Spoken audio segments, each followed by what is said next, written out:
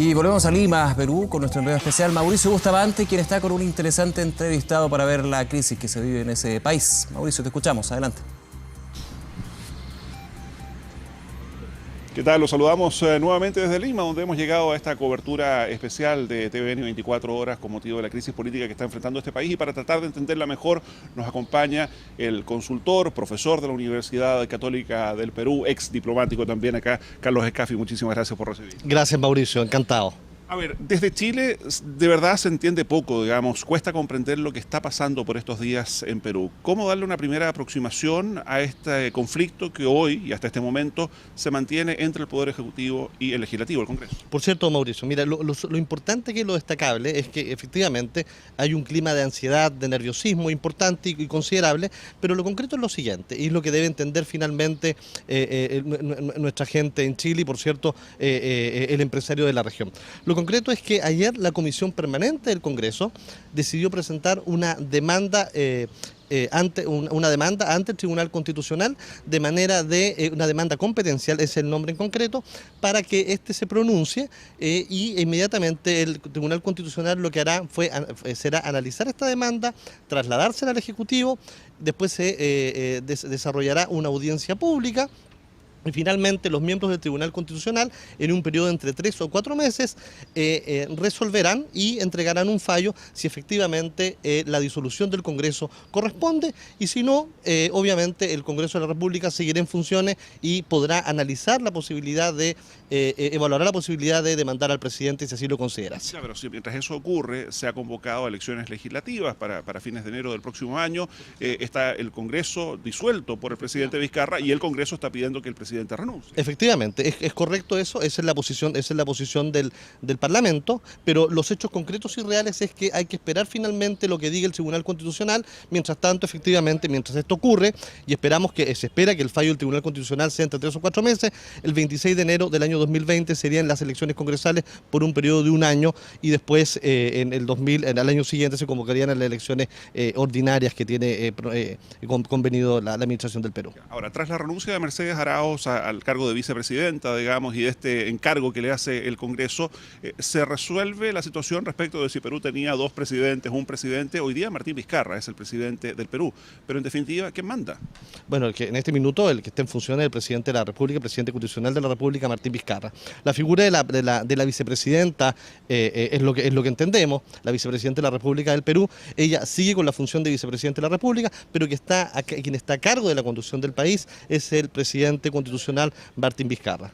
Él es el que está a cargo de la conducción del país, por cierto, el nuevo gabinete que asumirá en la siguiente hora. Ahora, ¿qué impacto puede tener todo esto en inversiones, por ejemplo? En nuestro país, entiendo, tiene cuantiosas inversiones en diferentes sectores y esto siempre genera un clima de incertidumbre. ¿Cómo se ve? Por cierto, mira, primero la inversión chilena en Perú es una inversión importante, sin embargo Chile no es el principal país inversor en Perú, de acuerdo a lo que nos indica la Agencia de Promoción de la Inversión Privada Proinversión, es el tercer país en inversiones. No obstante, la inversión chilena se ve mucho, es muy visible, pero no necesariamente es la primera.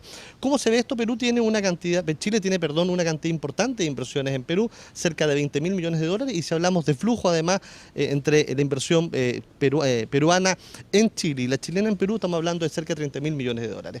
Los chilenos que conocen al Perú saben perfectamente que este tipo de situaciones, si bien son muy mediáticas, generan ansiedad, Perú supo hace más de 20 años comenzar a separar muy bien lo que era lo político de lo económico. Y probablemente cuando uno está en Chile eso no lo entiende, pero cuando está en Perú te das cuenta que funciona eso de manera perfecta y se da de manera, funciona con mucha operatividad, con mucha racionalidad. El peruano supo separar, te reitero, lo político de lo económico.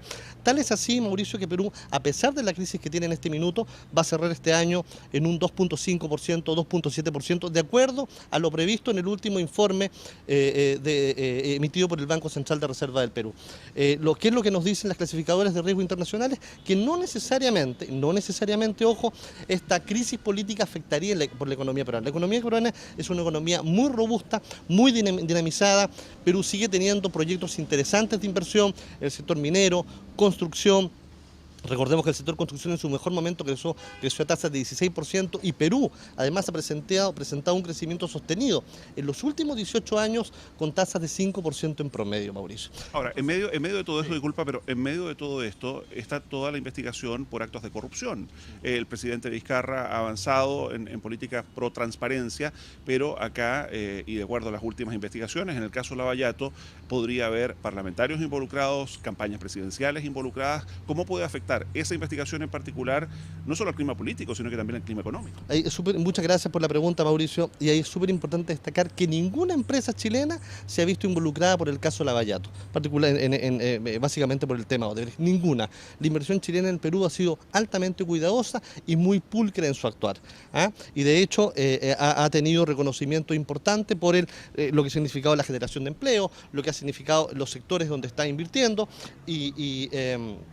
ha contribuido muchísimo, te vuelvo a decir, la imagen que ha generado en Perú y te reitero, ahí es súper importante destacar que nuestra inversión en Perú no está involucrada en ningún caso de corrupción y básicamente me refiero al caso Lavallato. Eso con los empresarios y las inversiones chilenas, sí. Pero ¿qué pasa con el impacto que esto podría seguir teniendo en la política y en la economía?